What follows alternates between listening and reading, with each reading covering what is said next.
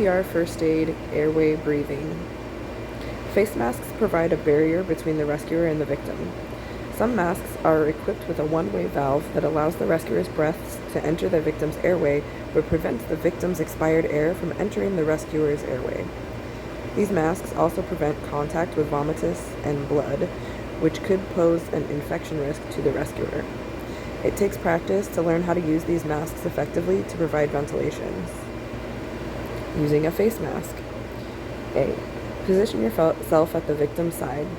If you are a lone single rescuer, positioning yourself at the victim's side will allow you to provide both ventilations and compressions without having to move. B. Position the mask on the victim's face. Masks are usually triangular in shape, and you will notice that the mask has a pointy end.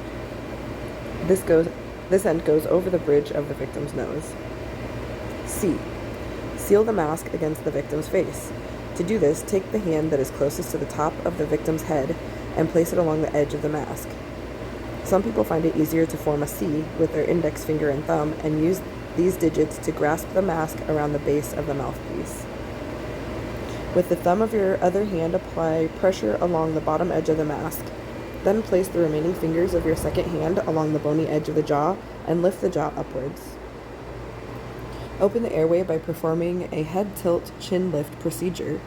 While you lift the jaw, ensure that you are sealing the mask all the way around the outside edge of the mask to obtain a good seal against the victim's face. D. Deliver air over 1 second, ensuring that the victim's chest rises. E. If the victim's chest does not rise, reposition the mask and try to get a better seal.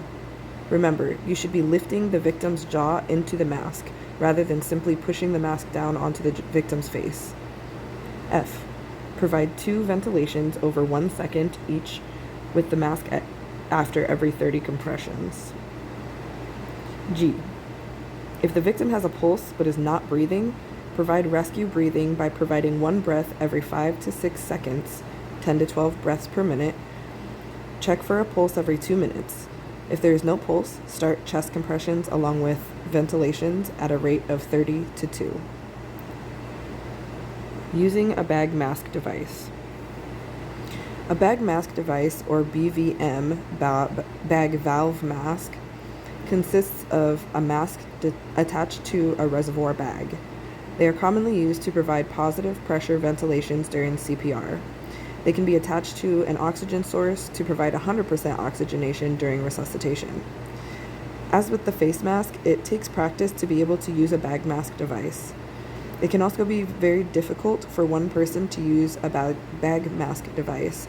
Therefore, it is recommended that use of a bag mask device be used only when there are 2 rescuers available.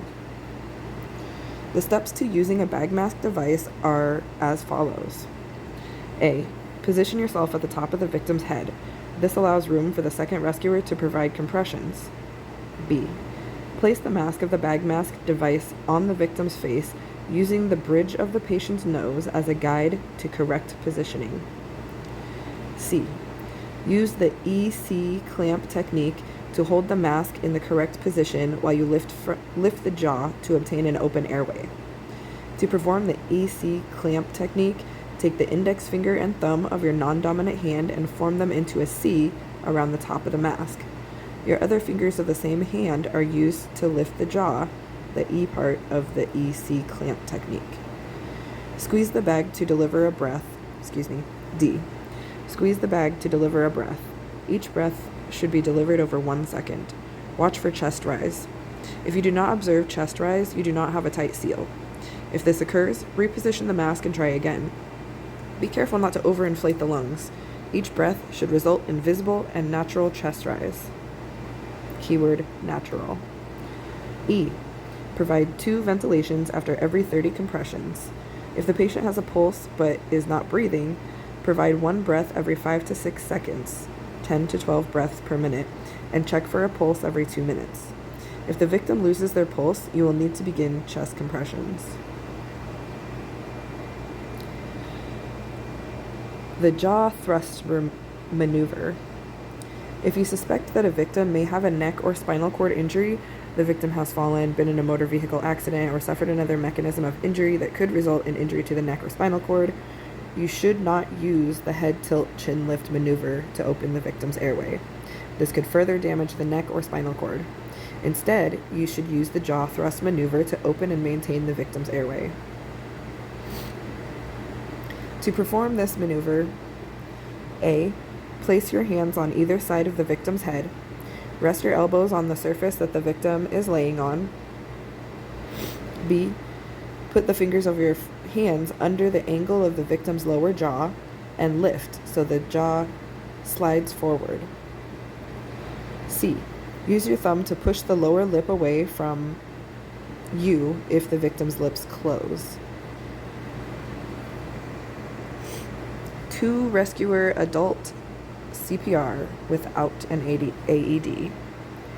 If you come across a victim who is down and another person is available to help, send that person to activate the emergency response system and find an AED while you assess whether the victim needs CPR. When you have determined that the victim requires CPR, start CPR beginning with compressions. When the second person returns, without an AED in this case, you should continue chest compressions and count the compressions allowed each time you compress the victim's chest. The second rescuer should keep the person's airway open using the head tilt chin lift maneuver. The second rescuer should give 2 rescue breaths after every 30 compressions using a face mask or bag mask device. You and the second rescuer should switch positions or roles about every 2 minutes so neither one of you gets tired. If you are counting out loud, 2 minutes is about 5 cycles of 30 compressions and 2 breaths. You should change positions sooner if the person doing compressions becomes too tired to perform high-quality compressions. Continue switching roles as above until EMS arrives to relieve you or the victim regains consciousness.